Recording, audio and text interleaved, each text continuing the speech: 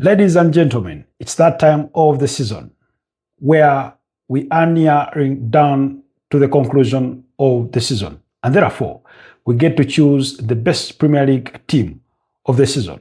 It's been a long journey. There's still some miles to walk or to run, depending on where your team stands. Yes, 7 games left to play for majority of the teams, with only Crystal Palace and Manchester City having 8 games left to play. Therefore, with that said, I think now will be the perfect time for us to give you our best 11 of the season. And you will let us know whether you agree or disagree. Welcome back to the Football Tribe UG channel. Robert Kesakos is your usual suspect. Thank you so much to all our new subscribers.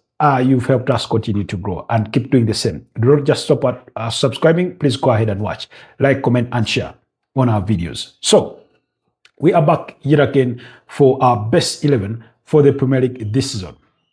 Now, in this setup of team, I've had to go, of course, with the goalkeeper, a back 3 of defenders. I've gone with a double pivot of midfielders. And in addition to those midfielders, I've added 2 attacking midfielders and then 3 forwards. So it is a 3-4-3 kind of system, or a 3-2-2-3 kind of system, whichever way you want to read it or describe it. Yes. So, in the goalkeeping position, I've gone with Arsenal's David Raya. 15 clean sheets to his name. He's appeared in every Premier League game there has been to play for the Arsenal. Now, he is a very good, consistent player. Very good with his serves, very good with his ball distribution, whether it's short passes or long passes. He is without his mistakes, but overall, he is a standout player. He is on course to go ahead and win his 3rd Golden Glove in 3 consecutive seasons. Yes, for those of you that care to remember, when he first joined Arsenal in this 2023-2024 campaign, I think he clinched the Golden Glove with about 15 clean sheets. And then last season, he shared it with Nottingham Forest's Matt Sells when they both amassed 13 clean sheets. This season, he already has 15 clean sheets to his name with 7 games left to play. So in goal, I've gone with David Raya ahead of the likes of Jordan Pickford, Gianluigi Donnarumma, George Petrovic of Bournemouth, who I all think have had really, really good seasons. In our defense, I've gone with Arsenal's Gabriel Magalhaes. Arsenal's Gabriel Magalhaes, he has missed about 6 games thus far in the Premier League this season, making 25 appearances. I think he's done tremendously well. Scored 3 goals and provided 4 assists in those 25 appearances. He has been a rock in that Arsenal defense. He's been a leader. We all know his qualities.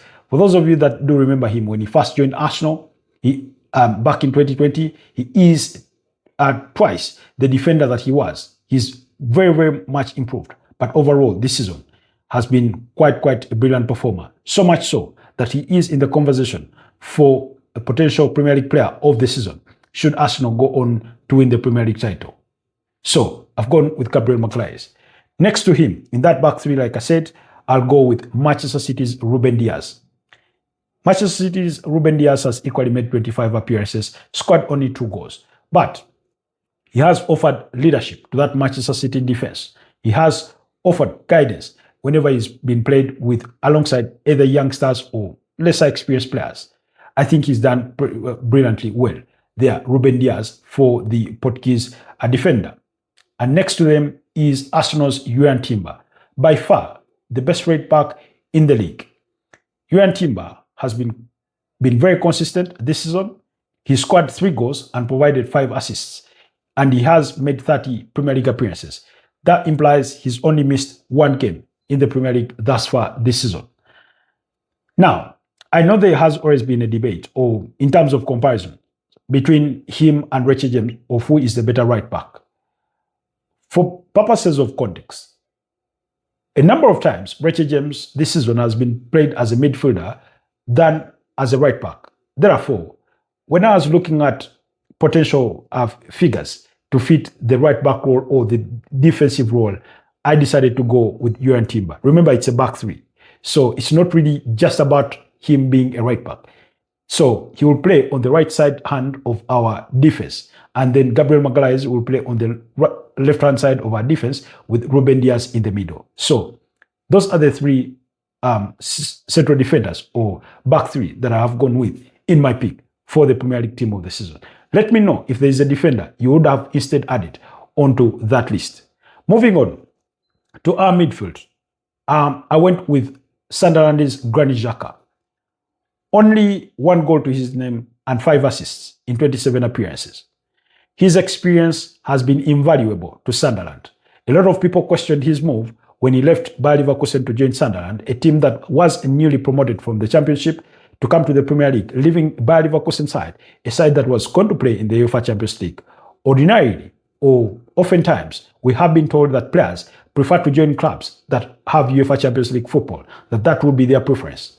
But the Swiss international decided to leave Bayer Leverkusen, who had Champions League football, and go to Sunderland and be under a manager who is very little known to many in Regis Libris.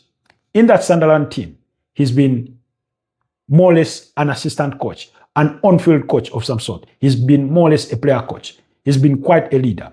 Of course, he's missed some games. And during that spell, through injury, that's when Sunderland suffered the most. Not that Sunderland have been perfect, but for everything they've been able to do right as we speak, as of this season, to the extent that they are nowhere near the conversation of being relegated, has been in part due to the brilliant performances of Granit Xhaka. As we speak, Sunderland are 11th on the Premier League log with 43 points. Therefore, relegation is not even an option for them. So, I thought he has done brilliantly well enough this season to deserve to be in our Premier League team of the season. Next to him, I'm going to go with Arsenal's Declan Rice, who scored 4 goals and provided 5 assists in 30 appearances. When we talk about players, or when we talk about players that are good, it's not just about being good on the pitch.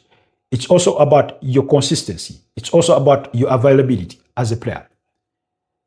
We've seen a lot of good players who are almost always not available for their teams. Look at Romeo Lavia at Chelsea, very decent midfielder, but he's oftentimes not available. So availability is a factor in this case, but also not just availability, the consistency, the goal contributions. He has a 9-goal contribution to his name, Declan Rice. I think he's been one, if not the most consistent Arsenal player thus far this season. It's not to say that he has not had a dip in form. Even Yuri and Timber, they've had their own dip in form, where they've not looked brilliant, where they've looked more fatigued than fresh, where their performances have been below average by their own standards. But over the course of the entirety of the season, I believe he's been a standout performer for that Arsenal team, and better than any other player that has been played in his role. He's been alternated into a 6 and an 8. Now, there's a whole big debate about who is the best central midfielder or the best number 6 in the Premier League. Perhaps that's a discussion for another day, but I'm going to go with Declan Rice in this team to play alongside Granit Xhaka in that midfield. Now, in addition to those 2 midfielders, I've added on Fulham's Harry Wilson. 10 goals to his name, 6 assists in about 29 appearances. Now, a lot of times the focus is on these big teams, Chelsea, Man United, Arsenal, Liverpool, Manchester City, and deservedly so. But there are players whose performances literally almost go unnoticed in those mid-table teams. And for me, Harry Wilson has been one of those players. Brilliant. He has a sweet, sweet left foot. The way he strikes the ball, the way he has that eye for a decent pass. I think he's done well to deserve to be in this team. Now, the reason as to why I even ended up having 3 defenders, because I needed to accommodate Harry Wilson alongside Bruno Fernandes, because in addition to Harry Wilson, I've added Manchester United's Bruno Fernandes.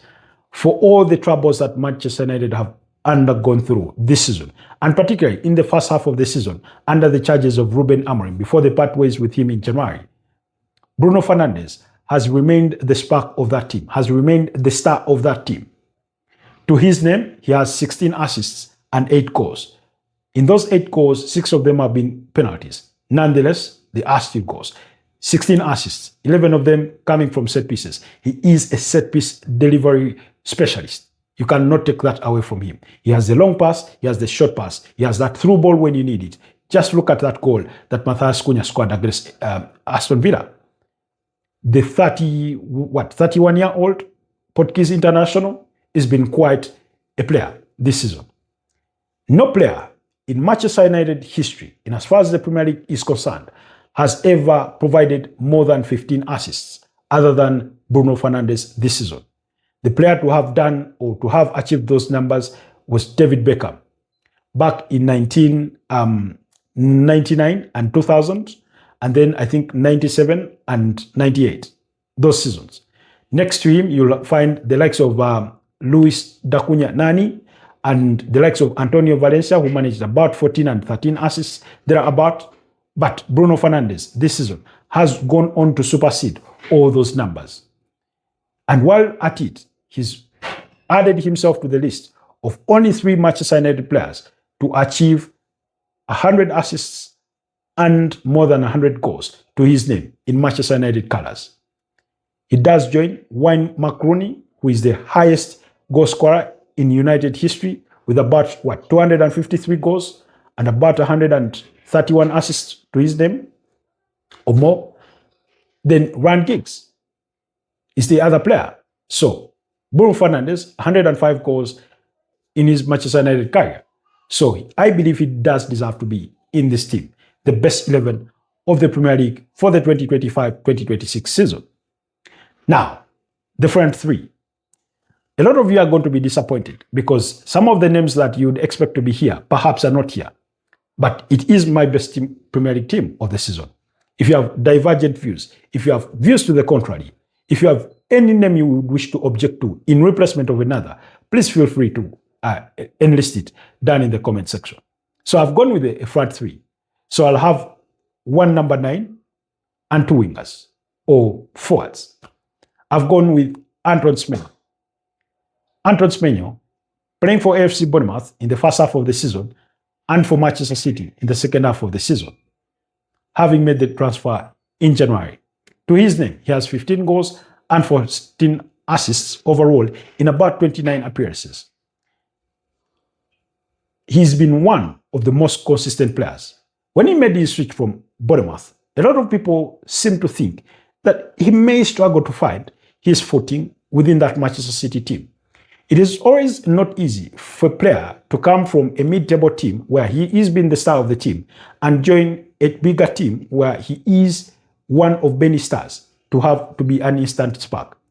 And yet, Antoine Semenyo has been nothing shy of that, of an instant spark at Manchester City. So, I believe the 25-year-old Ghanaian international does deserve to be in our Premier League team of the season. In addition to him, I'll go with Chelsea's Joao Pedro. Now, Chelsea have had their wobbles through this season. And in any case, the last sort of 2 weeks or even more have not been easy for them. They've lost twice to PSG. They've gone on to lose to Arsenal twice, once in the Premier League and in the Carabao Cup, but also by extension, they lost twice in the semi-finals of the Carabao Cup to the same side. They've lost to Newcastle, and over the weekend, they lost to Everton in a shambolic performance by 3-0. In between there, they've managed to knock out Wrexham in the FA Cup 50th round, and they managed to make it to the quarterfinals, in which they'll play Port Vale. But one of the key performers for them this season has been Joao Pedro, and particularly his Premier League 14 goals is the highest he's ever managed in his third season in the Premier League, having spent 2 with Brighton and Hove Albion, where they signed him from in the summer. You remember his heroics at the finals of the FIFA Club World Cup, but that's not the topic of discussion. It is the Premier League, where he scored 14 goals and provided 5 assists. I think his performances have been brilliant enough for him to find space in this team. And then, leading our lines, I'm going to go with Brentford's Igor Thiago. Now, a lot of people seem to think that Igor Thiago is new to the Premier League. Some of you may not know that last season he made 8 appearances in the Premier League and he did not score a single goal. But this season, he's been quite the revelation. 19 goals to his name with 1 assist. That's a 20 goal involvement. He has made 21, he has made 31 appearances. Now, working under a new manager in Keith Andrews, I do not think many of us would have anticipated that he would be hitting such numbers. He has come into this team at the expense of Brad Erling Haaland, who has thus far scored 22 Premier League goals and provided 7 assists, giving him a 29 goal involvement. Yes, that was a painful omission.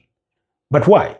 Because in 17 Premier League appearances in the first half of the season, Brad Erling Haaland scored 19 goals.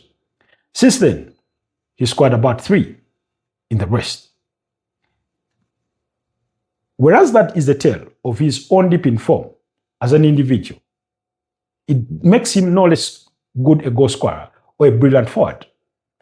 But I thought, Igor Thiago, for what his goals have meant to this Brentford side, who are currently not even anywhere in the top for relegation, but in other words, in the top for potential European football, because they sit with only 2 points behind Chelsea in 7th place on the Premier League log. Keith Andrews has done quite a tremendous job. So, I chose Igor Thiago to lead our lines. Now, you cannot have a best 11 without a manager to manage it. And on that note, therefore, I have decided to go with Brentford's Keith Andrews. There's lots of managers that have done themselves well this season. You could talk about Regis Libris at Sunderland. I think he's done tremendously well. But in a season that has had its ups and downs for most managers, whether it's Arne Slot who guided Liverpool to the Premier League title last season, whether it's the experienced Pep Guardiola who has won it the most in the last 9 seasons, whether it's Mikel Arteta who is going into his 7th year of managing Arsenal, or Michael Carrick, who only came in as an interim at Manchester United. Name it all. Look around. I think Keith Andrews has been the best manager in the season. Therefore, he deserves to manage this team. Why? At the start of the season, I was one of the people that predicted that Brentford would be among relegation candidates, those teams that will be in the relegation. A lot of people had a similar school of thought. Following the exit of Thomas Frank, key players in Christian Nogard, their then captain, Yohan Wissa, who left to join Newcastle, Brandon Mbeumo, who left to join Manchester United, and their goalkeeper, Mark Flecken, who left to join Bayer Leverkusen and was replaced by Kelleher. A lot of us thought that's one too many changes, because when Thomas Frank left, he didn't just leave. He went along with his entire backroom staff, like literally leaving Keith Andrews behind, who had to build his own team. A lot of people did not anticipate that the set-piece coach would thrive. And yet, he's upset the scales. He's beaten the odds to be where they currently are, 7th, with 46 points on the Premier League log. If that isn't a managerial masterclass by measure of standards of Brentford as a team, then I do not know what will be. So he will be our manager. Now, who is going to be the captain of this team? I'll give the armband to Granit Xhaka. His experience speaks volume. His leadership on the pitch is quite visible. And there's a reason he's been captain at Sunderland. He's been a leader in that Bayer Leverkusen team. He has been a leader at an Arsenal team. And prior to that, at Borussia Mönchengladbach. And he is the captain of the Switzerland national team. So he will wear our armband. But like the norm always is, when you pick a best 11 of the team out of all the players that play for the different 20 teams in the Premier League, it is inevitable that you will omit some players that have had a brilliant season as well. And therefore, allow me to give you these honorable mentions in this lineup. These are just honorable mentions. So we have Nottingham Forest's Elliot Anderson. I think he's been a tremendous midfielder. Yes, Nottingham Forest have had their troubles, gone through different managerial changes, but he's remained consistently good. So much so that Manchester United and Manchester City want to target him. They both want to sign him, with Manchester City already making headway in talks with his representatives to try and sign him in the summer. Next to him, I'll go to Manchester City's Ryan Cherki. 8 assists to his name. He's been brilliant. He's had his dip in form, but overall, I think he's been good. Brad Erling Haaland, like I said, 22 goals, 7 assists. I think he's done really well. Perhaps he set his own bar so high that we measure him by those standards, that we find these standards presently as an underachievement, but no less a brilliant player. Then, Manchester City's Mark Guehi, the former Crystal Palace captain, I think has also been brilliant this season. Where would I be? What would honorable mentions be? What would honorable mentions be without Liverpool's Hugo Ekitike? 11 goals to his name in the Premier League, and quite a couple in the UEFA Champions League. I think he's done really, really well for his debut campaign in Liverpool colours. Then, Manchester United's Benjamin Sesko. He's had his struggles to adapt to the Premier League, but he's come good in some respect. So I thought, for a young striker coming from RB Leipzig to a club the size of Manchester United, where the pressure is really high, the expectations so high for a forward of his caliber, I thought he deserves an honourable mention. But then there's a midfielder at Everton called James Garner. 6 assists to his name. He's been brilliant this season. You need to watch him. Ask Chelsea, who just played Everton recently. They will tell you how good a midfielder he is. He's been quite a revelation. So, but with the honourable mentions, allow me wrap them up with these 2 names. Danny Welbeck, 12 goals to his name, 35 years of age at Brighton and Hove Albion. That's his best study in a Premier League season. And in conclusion, is Gianluigi Donnarumma. With all his experience, I thought he's lived to the bidding at Manchester City. Coming in to step into the shoes of Ederson Moraes Santana, I thought there would be shoes too big to fill. And indeed, he has felt that it is not a perfect fit for a shoe to fill. But nonetheless, he's done overall brilliantly well. He is not without his flaws, because his passing range or ball play is not as good as Ederson Moraes. But nonetheless, I thought for a good part of this season, he's helped to keep Manchester City where they are, that they are Premier League title contenders, that they continue to push Arsenal, and perhaps the title could go even to the wire if things change to their favour. Do let me know what your thoughts are on that Premier League best 11 of the season. The honourable mentions, if you think I've left out any, the coach of the season or that have handled this team, the captain, but more importantly, the individual players. Who would you swap out for which player? Your thoughts and views down in the comment section. Otherwise, stay blessed, and I'll see you guys next time. Bye-bye for now.